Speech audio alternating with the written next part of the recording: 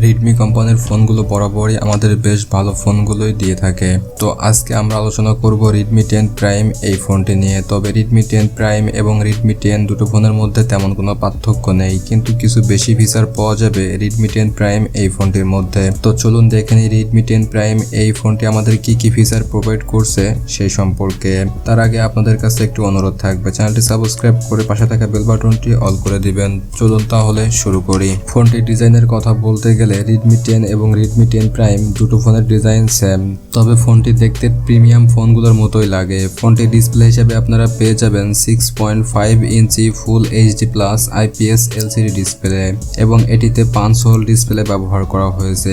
এই ফোনটির display resolution হিসেবে আপনারা পেয়ে যাবেন 1080x2400 পিক্সেলস ডিসপ্লে রেজুলেশন, যার মাধ্যমে মুভি অথবা নাটক দেখতে খুব ভালো কালার কম্বিনেশন পেয়ে যাবেন। এছাড়া ফোনটিতে 405 ppi ডেন্সিটি ডিসপ্লে সহ 90 হার্জ রিফ্রেশ রেট এবং 20:9 রেশিও ডিসপ্লে এবং ডিসপ্লে পিক ব্রাইটনেস হিসেবে 400 নিটস ডিসপ্লে পিক ব্রাইটনেস পাওয়া যাবে। ফোনটিতে 90 হার্জ রিফ্রেশ রেট থাকার কারণে খুব স্মুথলি ব্যবহার করা যাবে রেডমি 10 প্রাইম এই ফোনটি। তাছাড়া 400 নিটস ডিসপ্লে ব্রাইটনেস থাকায় ডে লাইটে ব্যবহার করে কোনো সমস্যা পাওয়া যায়নি। এছাড়া ফোনটিতে ডিসপ্লে প্রোটেকশন হিসাবে কর্নিং গরিলা গ্লাস 3 এর প্রোটেকশন ব্যবহার করা হয়েছে। সবকিছু মিলে রেডমি 10 প্রাইম ফোনটির ডিসপ্লে নিয়ে আমার কোনো কমপ্লেন নেই। এই ফোনটির হাইট পেয়ে যাবেন 161.2 মিলিমিটার, ওয়াইড পেয়ে যাবেন 75.6 মিলিমিটার এবং থিকনেস পেয়ে যাবেন 9.6 মিলিমিটার। এখানে থিকনেস 9.6 হওয়ায় ফোনটি বেশ মোটা এবং এর ওয়েট পেয়ে যাবেন 192 গ্রাম। এই ওয়েটে ফোনটি ব্যবহার করে বেশ মজা পাবেন।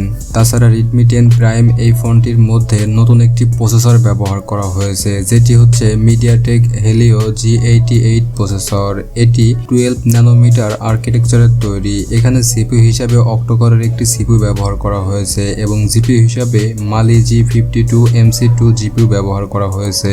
সব মিলে এই সিস্টেম দ্বারা গেমিং এ খুব ভালো পারফরমেন্স পাওয়া যাবে, তবে গেমিং এ কিছু ল্যাগের দেখা পাওয়া গেছে। আশা করা যায় নেক্সট কোনো আপডেট আসলে এই সমস্যাগুলো সমাধান পাওয়া যাবে।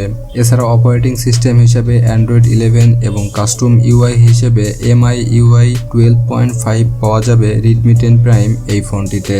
বাংলাদেশ বাজারে এই ফোনটির দুইটা ভেরিয়েন্টে পাওয়া যাবে, একটি হচ্ছে 4GB র্যাম এবং 64GB স্টোরেজ, আরেকটি হচ্ছে 6GB র্যাম 128GB স্টোরেজ। এখানে স্টোরেজ টাইপ eMMC 5.1 ব্যবহার করা হয়েছে।